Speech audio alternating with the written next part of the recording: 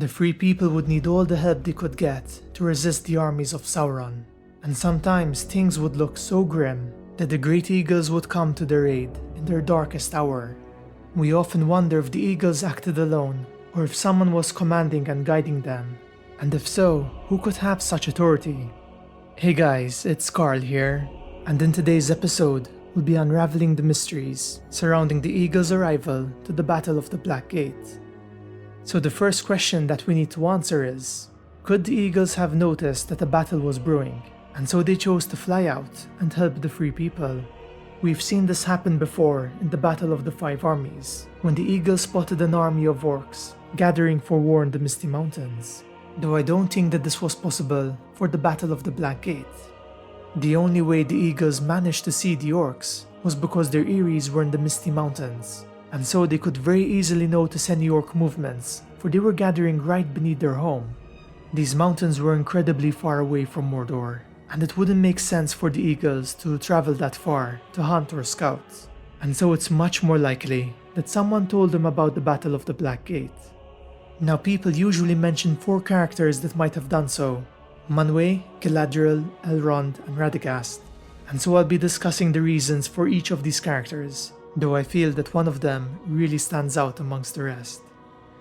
So we know that Radagast did have some connection with the Great Eagles, for while Gandalf was imprisoned in Isengard, Radagast had asked the Eagles to keep watch for any interesting news and to bring it to Gandalf in Orthanc, which is how Gandalf managed to escape. However, I don't see how Radagast could have known that the armies of Gondor and Mordor were preparing for a great battle, and as a character, Radagast seemed to avoid interfering in the matters of elves and men, because he was much more preoccupied with nature, and so I feel that we can almost definitely rule him out, for it seems quite implausible and also very out of character for him to do so. It's also worth mentioning that we don't even know if Radagast was still alive at this point in the War of the Ring, for his house in Mirkwood was found ransacked, and he's never mentioned again in the books. Now Manwë was the Lord of the Valar, and the Great Eagles were his sacred creatures. He used to send out some of these eagles to Middle-earth and Númenor, so that they could keep watch over these lands, which means that they would obey his orders. And so, was it possible that Manwë had commanded the eagles to help the Free People in the Battle of the Black Gate on the Valar's behalf? So there are 2 reasons why I don't think that this is possible.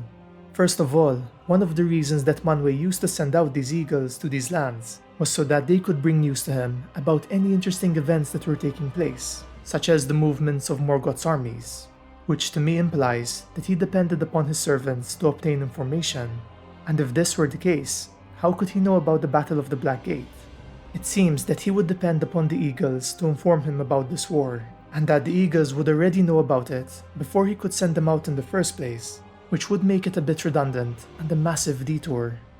The second reason is that whenever we saw Manwë commanding the Eagles, it was before the fall of Númenor, and the world would change drastically after this event, for the Undying Lands were taken out of the physical world, and as far as we know, only the elves knew how to reach it, and so there's nothing to indicate that the Eagles of Middle-earth could still reach and make contact with Manwë.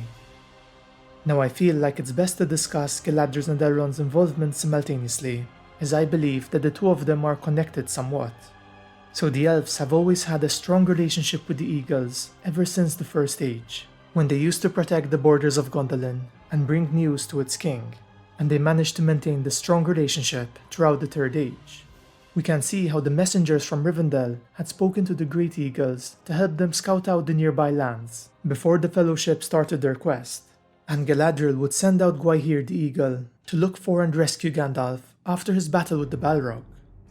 So we know that both Elrond and Galadriel were capable of contacting the Great Eagles, and so the next question that we need to answer is, were they aware of Aragorn's plan to attack Mordor and the Battle of the Black Gate?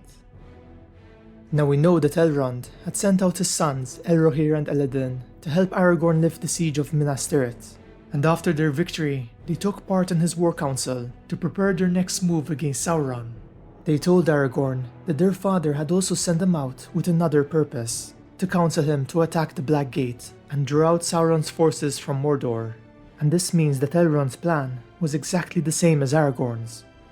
And so we could say that Elrond knew about the upcoming attack upon the Black Gate, and he could set other plans in motion to coincide with this battle, such as the Eagle reinforcements.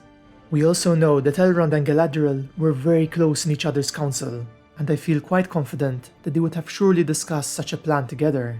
It might have even been Galadriel's idea in the first place. Now, most of the Eagles lived in the northern parts of the Misty Mountains, close to the High Pass, which was much closer to Rivendell compared to Lothlorien.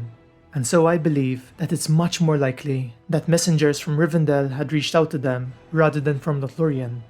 This is assuming, of course, that the elves couldn't telepathically contact the Eagles, and to be fair, there really isn't anything to indicate that this was possible. I feel like this question is brought up a lot, and people often see the Eagles as some convenient force that arrives in the final moments of a battle to turn its tide. And they do have a bit of a reputation of being a bad plot device, because they do seem to come out of nowhere. However, I really hope this video helps to overcome this misconception, because every time the Eagles appeared in the books, there was always a reasonable explanation for it. They serve to be a representation of nature and its own battle against evil, just like the Ents, and seeing them as a mere plot device would be a disservice to Tolkien's detailed world building. Now, just to be clear, all of this is my own speculation, and even though I tried my best to gather as much information as I could to build a strong breakdown of this question, it's still not confirmed canonically. Nonetheless, I feel that this answer is by far the most likely, and the only one that has a lot of evidence to back it up, though I'd still love to hear your thoughts on it. Do you agree with me that Galadriel and Elrond were responsible for sending the Eagles to the Black Gate? Or do you believe that it was Radagast, Manwë, or perhaps someone else entirely? As always, I'd really like to thank my patrons. You guys really helped to make this channel possible, and I deeply appreciate your support, especially my Wizard tier patrons. Jacob Williams, Michelangelo, T. Gorman, James Stugel, Mike Feeney, Roland Mervold, Jeremy Pontier, and Big Boy. If you too would like to help and support this channel while unlocking some cool perks, I'll be leaving a link to my Patreon page in the video description. I'd like to quickly mention that I've just released my merch yesterday, and I'm really happy with the way the designs turned out. So if you haven't seen my store yet, there's a link to it in the video description, and you can use the code GeekZone to get a 15% discount up till the end of the holidays.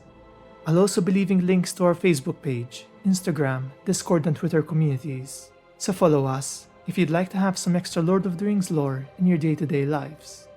Don't forget to leave a like if you enjoyed this video, it really helps the channel, and subscribe to join our fellowship today. I hope to see you all in my next video, where together we'll once again explore the magical world and lore of Middle-earth.